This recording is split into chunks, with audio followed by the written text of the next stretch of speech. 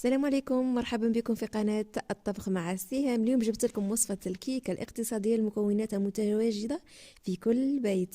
كيكة ولا أروع، بنة شوفوا هبال، ومتأكدة رايحين تعودوها وتعودوها وتعودوها. نبدأ وصفة تاعنا، بسم الله. جيبوا ربع حبات بيض، فصلوا الصفار عن البياض وطلعوا بياض البيض مع 6 مغارف سكر. ما نضيفوش كمية كبيرة لأنه رايحين نشربوا الكيكة تاعنا.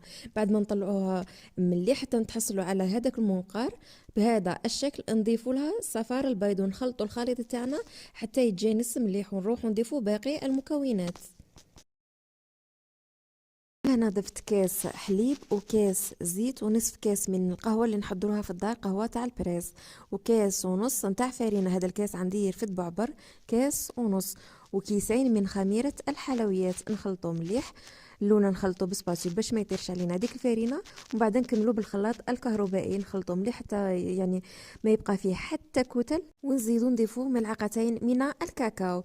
لهنا لازم نتاكدوا انه الخليط تاعنا مبقات فيه حتى كتله، ونزيدو نخلطو شويه بالخلاط الكهربائي، وبعد نكملوها بسباتيل باش نهودو دوك اللي طاولنا في الحواف تاعنا. ونروحو نجيبو المول اللي غادي نخدمو فيه. لهنا المول كنت دهنته بالزبده والكاكاو اللي درتو غير هكا من الفوقه، ما نكتروش الكاكاو برك باش نتفاداو الكيك تاعنا ما يديرلناش ديك الطبقه اللي تكون تلصق من تحتها. نفرغ الخليط تاعنا ونطيبوه على نار 170 درجة لمدة 25 دقيقة، ولازم نتأكدوا من الكيكة تاعنا إذا طابت ولا لا بطريقة الموس. ندخلوها الفرن، نروحوا نوجدوا كريمة الشوكولا. هنا نحتاج إلى كأس من الحليب، ملعقة كبيرة من شوكولاتة الطلي، ملعقة صغيرة من المايزينا، ملعقة كبيرة من الكاكاو، وملعقة صغيرة من الزبدة، ونصف كأس من السكر اللي ما كنتش صورته لأنه كنت ضفته من بعد نسيته. نخلطوهم على نار هادية، ومن بعد نخلوهم يبردوا ونروحوا نخرجوا الكيكه تاعنا. بعد ما بردت اكيد نشربوها بكأسين. لازم نشربوها بكأسين لانه راح تكون مشربه، ويعني هذاك الحليب اكدوا لي على الحليب. قادر تدوروا شربات توجدوها، ولكن بالحليب احسن. الحليب يكون مسكر، انا ما وريتكمش كيفاش سكرت لانه نتوما راح تتحكموا في الحلاوه تاعكم. ولهنا نروحو نوجدو الطبقة الثانية اللي راح تكون بالبودرة تاع الشونتي.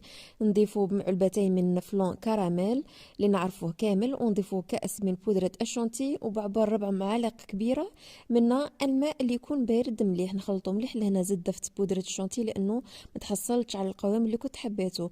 نروح نضيفو الطبقة الثانية بهذا الشكل. لازم نفوتوه على كامل الحواف، يعني رايحين يكونوا طبقة بطبقة، ونفوتوها كامل الحواف ونمرسوا لها الشكل تاعها بهذا الشكل باش تعطينا وجه شباب. من بعد ما نضيفوا لها طلية الشوكولا. لهنا نضيفوا الشوكولا تاعنا اللي كنا وجدناها مع بعض. يعني قادر نستغناو على شوكولاتة الطلي اللي كنت ضفت ملعقة شوكولاتة الطلي